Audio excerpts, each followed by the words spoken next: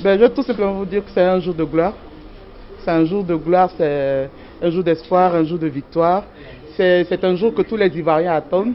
Si vous allez 6 mois en arrière, beaucoup de gens n'avaient aucune certitude concernant cette candidature. Elle a fait du chemin, elle a fait le meilleur chemin.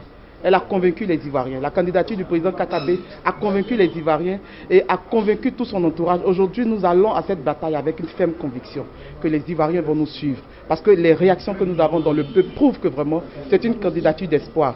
Et cela va se ressentir le 25 octobre. Nous en sommes convaincus. Alors nous allons donc déjà... Peut-être on ne va pas mettre la charrue avant les bœufs, mais c'est tout comme.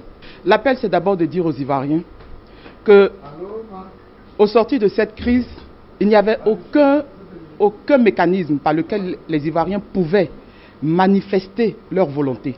Aujourd'hui, à moins de 45 jours, l'opportunité est donnée aux Ivoiriens de manifester leur volonté, c'est-à-dire de décider qui va diriger la Côte d'Ivoire, qui va siéger sur leur vie. Et donc, il faut participer à ces élections. Je lance un appel à toutes les femmes de Côte d'Ivoire. Il est temps que chacune décide du destin de ce pays et non pas de laisser ce destin-là au régime en place parce qu'il ne nous a pas satisfaits, il ne nous a pas convaincus. Nous allons demander à toutes les femmes, à tous les jeunes, à tous les hommes, aux vieux, dans les villes comme dans les hameaux, de participer effectivement à cette élection. De participer et de sanctionner le régime en votant le candidat Kouadio Konon Bertin. C'est tout. C'est là l'appel de ce jour. J'ai une expérience politique qui me permet d'être sereine. J'ai une expérience politique. En fonction de cette expérience politique, je connais la manifestation voyez-vous, des désirs des électeurs. Et en fonction du désir des électeurs, je peux être sereine. Et j'ai tout droit d'être sereine. Parce qu'au contact du peuple, nous avons entendu des choses. Nous avons vu des personnes pleurer, ramper à nos pieds, nous supplier le candidat d'aller jusqu'au bout. Quand vous voyez ces scènes-là, vous ne pouvez être que convaincus. Et vous pensez vraiment, à juste titre, que le peuple suit. Le peuple jouera sa partition à tous les coups.